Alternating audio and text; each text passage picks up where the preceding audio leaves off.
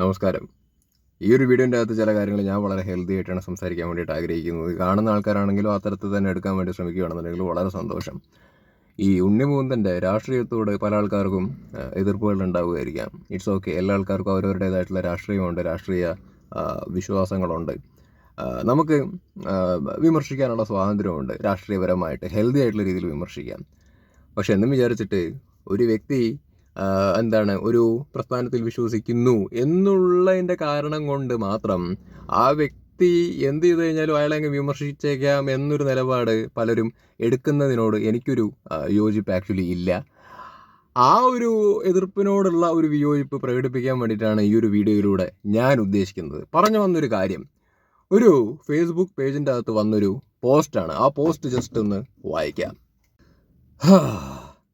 മല്ലു സിംഗ് അല്ലാതെ മലയാളത്തിൽ മറ്റൊരു ഹിറ്റ് ഇല്ലാതിരുന്ന, അഭിനയത്തിൻ്റെ കാര്യം പറയാനാണെങ്കിൽ ഒരു ആംഗ്രി യങ് മാൻ ആറ്റിറ്റ്യൂഡ് മാത്രമുള്ള ഉണ്ണിമുകുന്ദൻ തൻ്റെ കരിയർ ഗ്രോത്ത് ഉണ്ടാക്കാൻ കണ്ടുപിടിച്ച എളുപ്പമാർഗ്ഗമാണ് ഹിന്ദുത്വ രാഷ്ട്രീയത്തെയും അതിൻ്റെ അണികളെയും സുഖിപ്പിക്കുക എന്നത്. ബാക്കി കേട്ടോളനെ.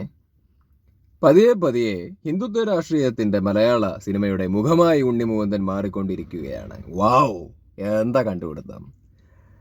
മാളികപ്പുറം ഒരു ബിലോ ആവറേജ് സീരിയൽ ലെവൽ പടമായിരുന്നിട്ടുകൂടി ഹിറ്റാവാൻ കാരണം ഭക്തി എന്ന ലൈനിൽ മാർക്കറ്റ് ചെയ്തതുകൊണ്ടായിരുന്നു.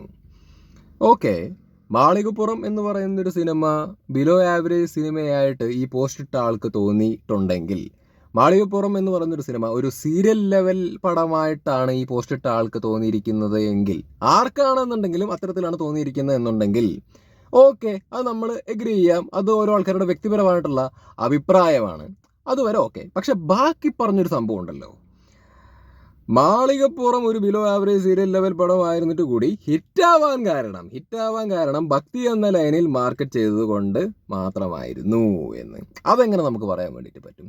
അത് ജഡ്ജ് ചെയ്യാൻ വേണ്ടിയിട്ട് ആർക്കും പറ്റില്ല. അല്ലെങ്കിൽ അങ്ങനെ ജഡ്ജ് ചെയ്യുന്നതിനോട് പേഴ്സണലി എനിക്ക് ഒരു യോജിപ്പുമില്ല. അതിൻ്റെ കാരണവും ഞാൻ വളരെ വ്യക്തമായി പറയാം. ഒരു ഭക്തി സിനിമ അല്ലെങ്കിൽ ഭക്തി എന്നുള്ള രീതിയിൽ മാർക്കറ്റ് ചെയ്തു എന്ന് കരുതിയിട്ട് അതിൻ്റെ അകത്ത് പ്രത്യേകിച്ച് വലിയ കാര്യമായിട്ട് എൻഗേജിങ് ഫാക്ടേഴ്സോ അല്ലെങ്കിൽ മേക്കിംഗ് ക്വാളിറ്റിയോ ഒന്നും ഇല്ല എന്നുണ്ടെങ്കിൽ ആ സിനിമ ആളുകളുടെ നിന്ന് ഒരു പ്രശംസ നേടിയെടുക്കത്തില്ല, ആളുകൾ അക്സെപ്റ്റ് ചെയ്യത്തില്ല. അതിന് ബാഡ് റിവ്യൂസ് വരും. ഒരു സിനിമ എന്നുള്ള രീതിയിലുള്ള ബാഡ് റിവ്യൂസ് ഒബ്വിയസ്ലി വരും. പക്ഷേ മാളികപ്പുറം എന്ന് പറയുന്ന സിനിമ വളരെ എൻഗേജിങ് ആയി അല്ലെങ്കിൽ രസകരമായി എടുത്തു വച്ചിരിക്കുന്നൊരു സിനിമയാണ്.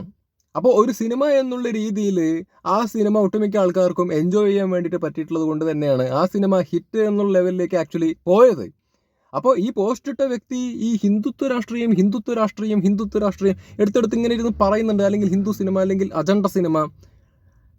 ഈ മാളികപ്പുറത്തിൻ്റെ കാര്യം തന്നെ പറയുകയാണെന്നുണ്ടെങ്കിൽ ഹിന്ദുക്കൾ മാത്രം കണ്ടിട്ടാണോ ആ സിനിമ വിജയിച്ചത്? ഒരിക്കലും അല്ലല്ലോ. ഹിന്ദുക്കളും കണ്ടിട്ടുണ്ട്, മുസ്ലിംസും കണ്ടിട്ടുണ്ട്, ക്രിസ്ത്യൻസും സിനിമ കണ്ടിട്ടുണ്ട്. ഈ എല്ലാ റിലീജിയനിൽ പെട്ട ആളുകൾക്കും ആ സിനിമ ഇഷ്ടപ്പെട്ട ഒരുപാട് ആൾക്കാർ ആക്ച്വലി ഉണ്ട്. സിനിമയായിട്ട് കാണാനും അല്ലെങ്കിൽ അതിനൊരു എൻ്റർടൈൻമെൻ്റ് ആയിട്ട് കാണാൻ ബോധമുള്ള ആളുകൾക്ക് ആ സിനിമ എൻജോയ് ചെയ്യാൻ വേണ്ടിയിട്ട് പറ്റിയിട്ടുണ്ട്. ആരും അതിനെ രാഷ്ട്രീയവൽക്കരിച്ചിട്ടോ അല്ലെങ്കിൽ വിശ്വാസം എന്നുള്ള രീതിയിൽ അതിനെ നോക്കിക്കണ്ട് വിമർശിക്കാൻ വേണ്ടിയിട്ടോ കെട്ടിയെടുത്തിട്ടില്ല. അപ്പോൾ അങ്ങനെ ഒരു ഭൂരിഭാഗം വരുന്ന സിനിമാ പ്രേമികൾക്ക് ആ സിനിമ വളരെ എൻഗേജിങ് ആയിട്ട് തോന്നിയത് കൊണ്ട് തന്നെയാണ്, രസകരമായിട്ട് തോന്നിയത് കൊണ്ട് തന്നെയാണ് ആ സിനിമ ഹിറ്റായിരിക്കുന്നത്. അപ്പോൾ അതിനെ ഇത്തരത്തിൽ ഉള്ള ലെവലിൽ ഭക്തി ലെവലിൽ മാർക്കറ്റ് ചെയ്തത് കൊണ്ട് മാത്രമാണ് ഹിറ്റായത്, അല്ലെങ്കിൽ അങ്ങനെ എന്നൊക്കെ പറയുന്നതിൽ യാതൊരു അർത്ഥവും ആക്ച്വലി ഇല്ല. അത് ഞാൻ പറയാണ്ട് തന്നെ നിങ്ങൾക്ക് മനസ്സിലാക്കാൻ വേണ്ടി പറ്റും. ആ സിനിമ ഇറങ്ങിയ സമയത്ത് ഇവിടെ പല രാഷ്ട്രീയ പ്രസ്ഥാനങ്ങളിൽ വിശ്വസിക്കുന്ന ആളുകൾ റിവ്യൂസ് ചെയ്തിട്ടുണ്ട് അല്ലേ? അവരെല്ലാവരുടെ റിവ്യൂസ് എടുത്ത് നോക്കിക്കഴിഞ്ഞ് കഴിഞ്ഞാൽ തന്നെ നമുക്ക് മനസ്സിലാക്കാൻ വേണ്ടിയിട്ട് പറ്റും. ഇവിടെ ഭൂരിഭാഗം വരുന്ന റിവ്യൂ ചെയ്യുന്ന ആൾക്കാർക്കും ആ സിനിമ ഇഷ്ടപ്പെട്ടിട്ടുണ്ട്, പോസിറ്റീവായിട്ടുള്ള റെസ്പോൺസാണ് വന്നുകൊണ്ടിരുന്നിട്ടുണ്ടായിരുന്നത്. അപ്പം അത്തരത്തിലുള്ള വാദങ്ങളിലൊന്നും പ്രത്യേകിച്ച് യാതൊരു കാര്യവും ഇല്ല. ഇനി ബാക്കി പറഞ്ഞോട്ടെ. അടുത്തത് ജയ് ഗണേഷ് ആണ് ഒരു തീവ്രവാദ ആശയത്തെ കൂട്ടുപിടിച്ച്. എന്താണ് ഈ തീവ്രവാദ ആശയം എന്ന് പറയുന്നത്? എന്താണ് ഈ തീവ്രവാദ ആശയം എന്ന് പറയുന്നത്? ഇങ്ങനെയൊക്കെ ഇത്തരത്തിലുള്ള പോസ്റ്റ് ഇടുന്ന ആളുകൾ അല്ലെങ്കിൽ ഇത്തരത്തിലുള്ള പോസ്റ്റുകളാണ് ഈ ഹേറ്റഡ് പരത്തി വിടുന്നത്. ഇത്തരത്തിലുള്ള ആളുകളാണ് അനാവശ്യമായിട്ടുള്ള കലഹങ്ങൾ അങ്ങോട്ടും ഇങ്ങോട്ടൊക്കെ ഉണ്ടാക്കിപ്പിക്കുന്നതെന്ന് പറയേണ്ടി വരും. അല്ലെങ്കിൽ ഇത്തരത്തിലുള്ള പോസ്റ്റ് എന്തിനാണ്, എന്താവശ്യത്തിനാണ്? ഒരു ആവശ്യമില്ലാത്തൊരു സാഹചര്യത്തിൽ ആവശ്യമില്ലാത്തൊരു പോസ്റ്റായി പോയി ഇത് എന്നാണ് എനിക്ക് പറയാനുള്ളത്. ഇപ്പം മാളികപ്പുറം എന്ന് പറയുന്നൊരു സിനിമയ്ക്കകത്ത് എന്ത് തീവ്രവാദ ആശയമാണ് അതിൻ്റെ അകത്ത് ഉണ്ടായിരിക്കുന്നത്? എന്ത് തീവ്രവാദ ആശയമാണ് ഉണ്ടായിരിക്കുന്നത്? ഇവിടെ ഉണ്ണിമൂന്തനെ എടുത്തു വെച്ചിട്ട് വിമർശിക്കുന്ന സമയത്ത് ഇത്തരത്തിലുള്ള വാക്കുകൾ ഈ വ്യക്തി ഉപയോഗിക്കുന്നിടത്താണ് പ്രശ്നം വരുന്നത്. എന്ത് കാര്യത്തിനെ? അതിൻ്റെ അകത്ത് ഓഫ് കോഴ്സ് മാളികപ്പുറത്തിൻ്റെ അകത്ത് ഭക്തിയുണ്ട്, വിശ്വാസമുണ്ട്. അത് മേ ബി അവർ മാർക്കറ്റ് ചെയ്തിട്ടുണ്ടാവാം, ഇല്ലായിരിക്കാം, ആയിക്കോട്ടെ. അതുകൊണ്ട് എന്തെങ്കിലും പ്രശ്നം ആക്ച്വലി ഉണ്ടോ?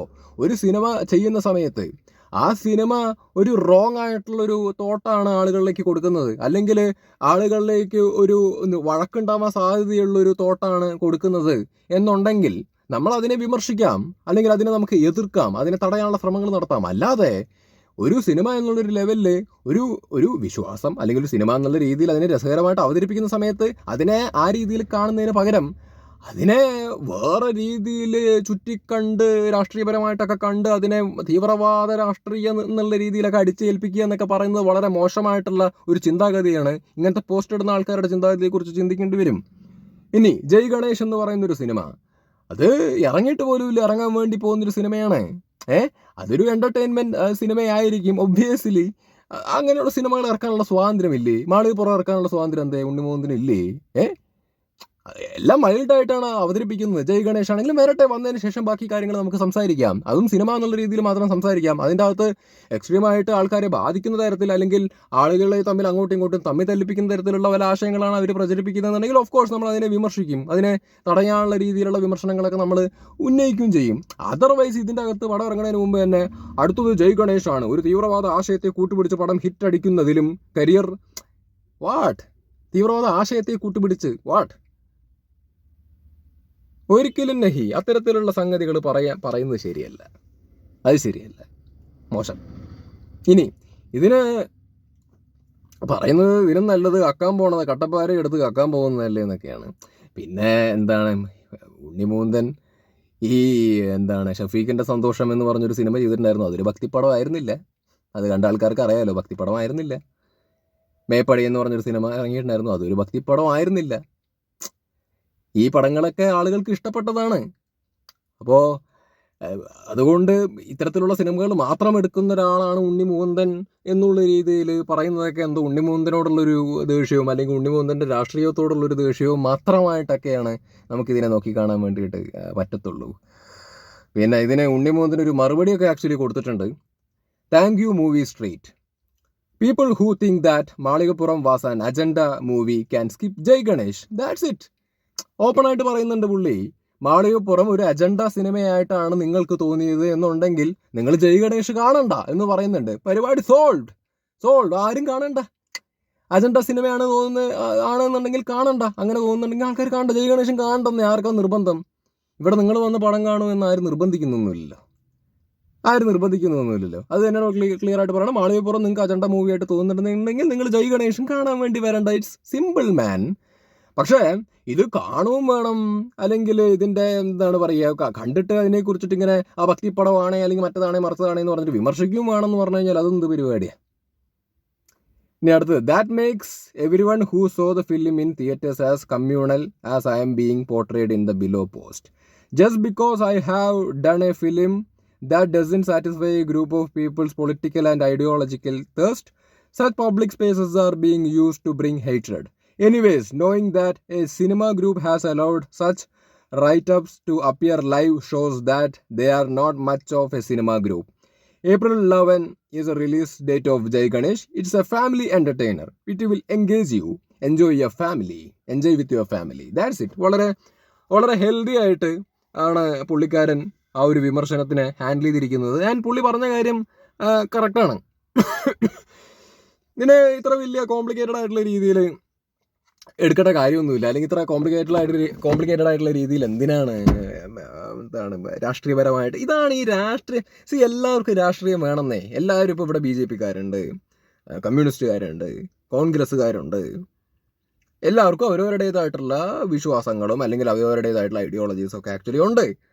നമുക്ക് രാഷ്ട്രീയപരമായിട്ടുള്ള കാര്യങ്ങൾ വരുന്ന സമയത്ത്, അല്ലെങ്കിൽ ആളുകളെ ബാധിക്കുന്ന തരത്തിലുള്ള പരിപാടികളൊക്കെ ഇവിടെ വരുന്ന സമയത്ത് നമുക്ക് ഇവിടെ ഇരുന്നിട്ട് വിമർശിക്കാം, ഇറങ്ങി അങ്ങ് പോരാടാം, നമുക്ക് നോ പ്രോബ്ലം. പക്ഷേ ഇപ്പോൾ സിനിമ എന്ന് പറയുന്നത് ഈസ് ഡിഫറെൻറ്റ്. ഞാൻ സുരേഷ് ഗോപിയുടെ കാര്യത്തിൽ അത് പറയാറുണ്ട്. സുരേഷ് ഗോപിയുടെ രാഷ്ട്രീയ പ്രശ്നം ഇഷ്ടമില്ലെങ്കിൽ വേണ്ടെന്നേ. അയാളുടെ സിനിമ ഇറങ്ങുന്ന സമയത്തും കുറേ ആൾക്കാർ തങ്കിപ്പടം എന്ന് പറഞ്ഞിട്ട് കാണാൻ വേണ്ടി പോവാതിരിക്കുക. ഓക്കെ, കാണണ്ട. ഇനി കണ്ടിട്ട് ഇനിയിപ്പോൾ ഇഷ്ടപ്പെട്ടാലും ഇഷ്ടപ്പെട്ടില്ലെങ്കിലും സംഘിപ്പടം ഇതൊക്കെ പൊട്ടെന്നുള്ള രീതിയിലുള്ളൊരു ജഡ്ജ്മെൻറ്റിലാവുക. സിനിമേനെ ആ രീതിയിൽ കണ്ടാൽ പോരെ. അതിൻ്റെ അകത്ത് അഭിനയിക്കുന്ന ആൾക്കാരുടെ രാഷ്ട്രീയം എന്താണെന്നുള്ളത് നോക്കുന്നിടത്തൊക്കെ പ്രശ്നമുണ്ട്. മനസ്സിലായല്ലേ? അതൊരു പ്രശ്നമുണ്ട്. അത് നിങ്ങൾക്ക് ചിന്തിച്ചാൽ മനസ്സിലാക്കാൻ വേണ്ടിയിട്ട് പറ്റും. അപ്പോൾ അതൊക്കെ ഒരു തരത്തിൽ ടോക്സിസിറ്റിയാണ്. അപ്പോൾ ഞാൻ പറഞ്ഞല്ലോ, BJP എതിർക്കുന്ന ആൾക്കാരെ എതിർത്തോ, സംഘികളെ എതിർക്കുന്ന ആൾക്കാരെ എതിർത്തോ, ഒരു കുഴപ്പമില്ല. ആർക്കാ പ്രശ്നം? എതിർത്തോളൂ, ഒരു പ്രശ്നമില്ല. പക്ഷേ സിനിമേനെ സിനിമയായിട്ട് കാണുക. സിനിമയ്ക്കകത്ത് ഇപ്പോൾ മാളികപ്പുറം ആയിക്കോട്ടെ, ഇപ്പോൾ വരാൻ വേണ്ടി പോകുന്ന ജയ് ഗണേഷ് ആയിക്കോട്ടെ, അല്ലെങ്കിൽ ചെയ്ത മേപ്പടിയൻ ആയിക്കോട്ടെ, അല്ലെങ്കിൽ ഷെഫീഖിൻ്റെ സന്തോഷ് ആയിക്കോട്ടെ, ഏതോ ആയിക്കോട്ടെ, ഈ ഉണ്ണിമൂന്തൻ ചെയ്യുന്ന സിനിമകളിൽ, അല്ലെങ്കിൽ ഏത് നടൻ ചെയ്യുന്ന സിനിമകളിലാണെന്നുണ്ടെങ്കിലും കലാപം സൃഷ്ടിക്കാൻ സാധ്യത ഉള്ള, അല്ലെങ്കിൽ അത്തരത്തിലുള്ള സാഹചര്യം ഒരുക്കുന്ന തരത്തിലുള്ള സിനിമകളാണ് ഇവർ ഇറക്കുന്നത്, അത്തരത്തിലുള്ള കഥാസന്ദർഭങ്ങളാണ് ഇവർ ഒരുക്കുന്നതെന്നുണ്ടെങ്കിൽ നമുക്ക് അവരെ വിമർശിക്കാനുള്ള 100% അധികാരമുണ്ട്. അല്ലെങ്കിൽ നമുക്ക് അതിനെതിരെ നമുക്ക് ആഞ്ഞടിക്കാനുള്ള ഇതുകൊണ്ട് നമുക്ക് ചെയ്യാം, നമുക്ക് തടയാനുള്ള ശ്രമങ്ങൾ നടത്താം. പക്ഷെ അതർവൈസ് വളരെ മൈൽഡായിട്ടുള്ള രീതിയിൽ ഇത്തരത്തിലുള്ള സിനിമകൾ ഇറക്കുന്നതിനെ എന്തിനാണ് ഈ രീതിയിലൊക്കെ കണ്ടിട്ട് അടിച്ചങ്ങ് വിടുന്നതെന്നുള്ളത് എനിക്ക് എത്ര ചിന്തിച്ചിട്ട് മനസ്സിലാവുന്നില്ല. അത് ആവശ്യമില്ലാത്തൊരു ഹേറ്റഡ് പരമാവധി പരത്താതിരിക്കാൻ വേണ്ടിയിട്ട് ശ്രമിക്കുക. ഞാൻ ഈ സിനിമ എന്ന് പറയുന്നൊരു പ്രസ്ഥാനത്തിൻ്റെ ഉള്ളിൽ നിന്നുകൊണ്ട് മാത്രമാണ് സംസാരിക്കുന്നത്. ഓക്കെ, അതായത് വേറെ രാഷ്ട്രീയം ഈസ് ഡിഫറെൻറ്റ്. രാഷ്ട്രീയത്തിൻ്റെ കേസിൽ വരുന്ന സമയത്ത് നമ്മൾ വേറെ പലതരത്തിലുള്ള വിമർശനങ്ങളായിട്ട് നമ്മൾ വരും. പക്ഷെ സിനിമ എന്നുള്ള രീതിയിൽ നോക്കുന്ന സമയത്ത് അതിൻ്റെ അകത്തേക്ക് ഈ രാഷ്ട്രീയത്തെ കുത്തിക്കയറ്റേണ്ട കാര്യമില്ല. ഞാൻ എപ്പോഴും പറയാറുണ്ട്, രാഷ്ട്രീയത്തെ രാഷ്ട്രീയമായിട്ട് സെപ്പറേറ്റ് അങ്ങോട്ട് കാണുക, സിനിമേനെ സിനിമയായിട്ട് രീതിയിൽ അങ്ങ് കാണുക. അപ്പം ആ രീതിയിൽ കാണാൻ വേണ്ടി പറ്റുവാണെന്നുണ്ടെങ്കിൽ ഒരു സമാധാനവും സന്തോഷമൊക്കെ ഉണ്ടാകും. നമുക്ക് എന്തിനാണ് അങ്ങോട്ടും ഇങ്ങോട്ടും വിദ്വേഷം പരിപാടികളൊക്കെ? ആവശ്യമില്ലാത്ത പ്രശ്നങ്ങൾ എന്തിനാണ് നമ്മൾ ഉണ്ടാക്കുന്നത്? അപ്പോൾ ഇത്രയൊക്കെ പറയാനുള്ളൂ. ബൈ.